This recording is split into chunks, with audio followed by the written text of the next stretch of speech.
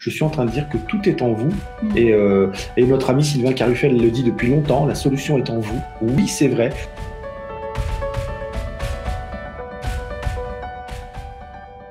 C'est la course finalement aux stages, aux formations, aux vidéos, en pensant que juste en regardant ces vidéos, juste en écoutant ces conférences, etc., les choses vont se transformer.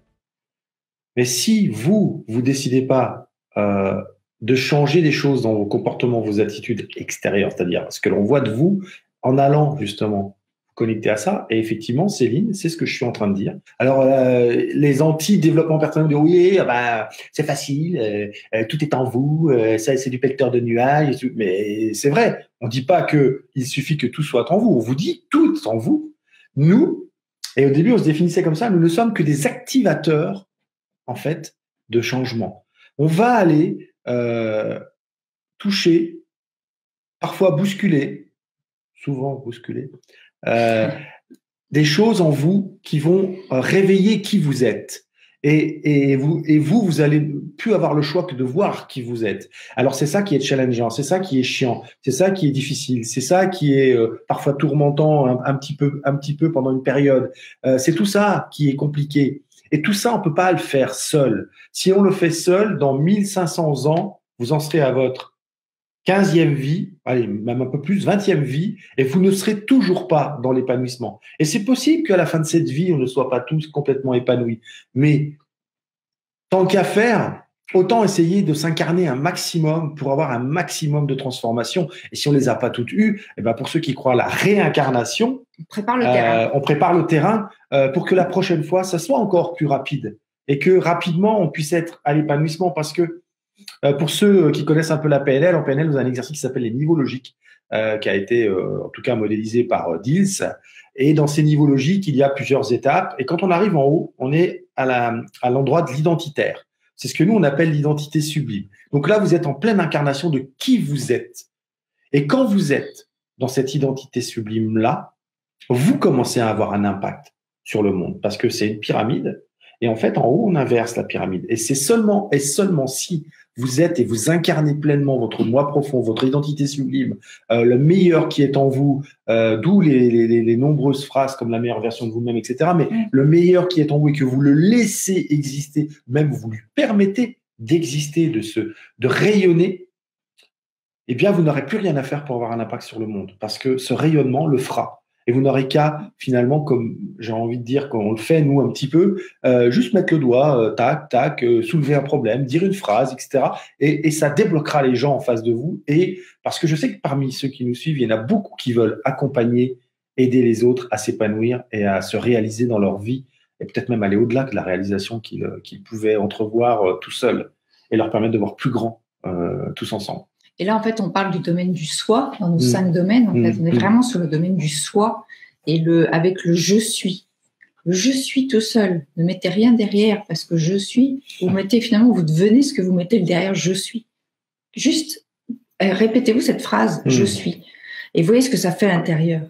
Juste d'être. Parce que finalement, c'est là où vous laissez parler votre vraie intériorité. Exactement. Et j'ai envie de vous dire que on a fait un live la semaine dernière qui était Reset ou Reboot. Et le problème aujourd'hui, c'est que dans le monde du développement personnel, on accuse l'ego, qui, je le rappelle au passage, veut juste dire je, d'être le responsable de tous nos maux. Dès que ça va pas, c'est à cause de l'ego. C'est parce qu'on est dans l'ego. C'est parce que ceci. Non. Quand ça va pas, potentiellement, une des explications, c'est qu'on est dans le sur-ego. C'est-à-dire qu'on laisse beaucoup trop de place à notre mental et à notre ego. Okay, on est dans le sur-ego. Il y en a trop.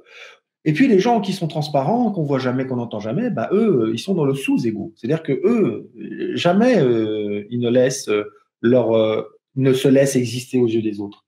Donc, ce qui est intéressant, c'est l'équilibre, comme d'habitude. Et nous, on va Là, je vous donne un ingrédient aussi d'intégrer. C'est répéter.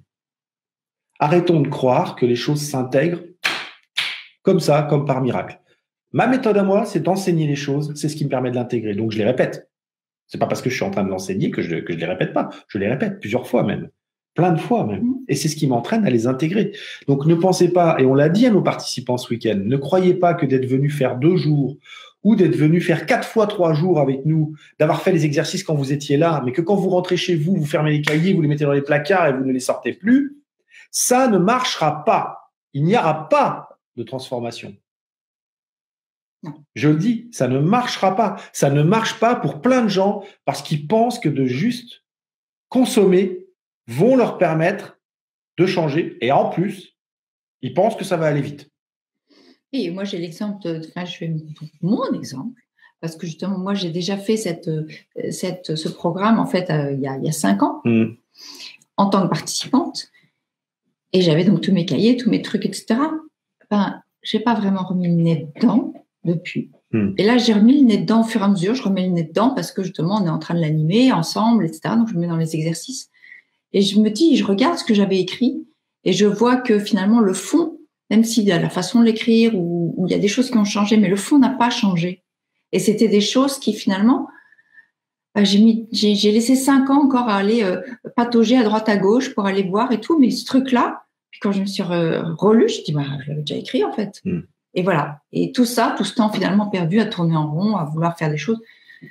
Voilà, c'est un peu ça la problématique. Si j'avais décidé, ça c'est le mot, j'avais décidé d'incarner cette personne-là. Alors oui, ça aurait été difficile, oui, c'est compliqué parce que c'est pas notre habitude, il faut changer beaucoup de choses.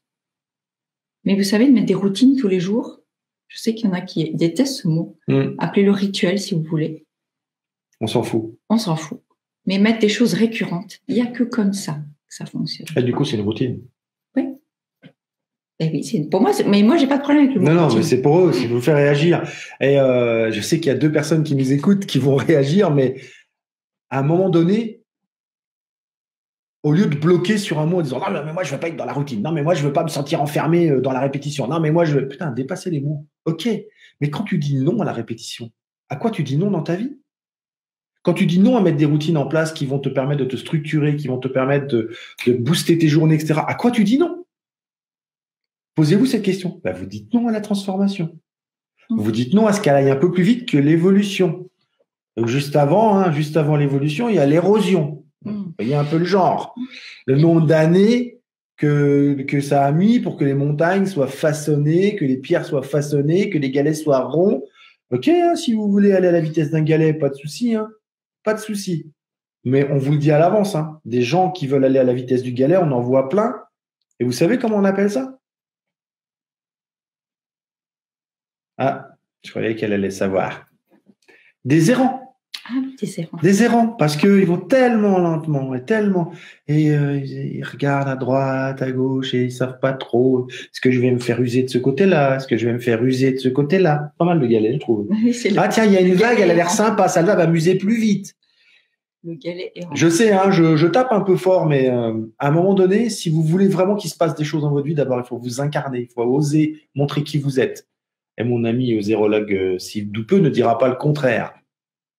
Osez être qui vous êtes pour pouvoir ensuite mettre en place les actions qui vous ressemblent et qui vont vous amener vers la vie que vous avez envie d'avoir. Nous, on a décidé qu'elle serait sublime. Si vous voulez qu'elle soit grandiose, on n'y voit pas d'inconvénient. On va pas changer le nom de nos accompagnements, mais on n'y voit pas d'inconvénient. Si sublime vous gêne, mettez grandiose, mais ne mettez pas bien. Mettez grandiose, mettez exceptionnel, mettez extraordinaire, ce que vous voulez, mais mettez un mot qui a la même hauteur que sublime. Peu importe, en tout cas, incarnez-le. Incarnez-le. Peu importe le mot, incarnez. C'est vraiment le maître mot, incarner. Et encore une fois, c'est un exercice extrêmement difficile, qui demande de l'abnégation, qui demande de l'avoir décidé. Si vous êtes là pour ça, pour faire l'expérience de ce pourquoi vous êtes venu vous incarner, faites-le. Faites-le maintenant. Tous les jours des petites actions, tous les jours des choses. On n'est tellement pas habitué à ça. Il faut revenir dans ce corps en permanence. Moi, j'arrête pas. Alors là, je peux vous dire que maintenant, je fais tous les jours ces exercices. Je reviens dans mon corps parce que je me rends compte que le mental se barre, que tout se barre un peu à droite, à gauche. Et voilà. Et je reviens. Et je m'oblige à revenir. Et oui, c'est pénible. Des fois, je me dis, je reviens dans mon corps. Oui. Mais au bout d'un moment, ça devient un besoin. Et ça fait partie de mes routines. Voilà. passer notre temps à vous le dire, les 5 éléments de la médecine traditionnelle chinoise. C'est la recherche de l'équilibre en permanence. Exact. En permanence. Redis-le. En permanence. Redis-le. En permanence.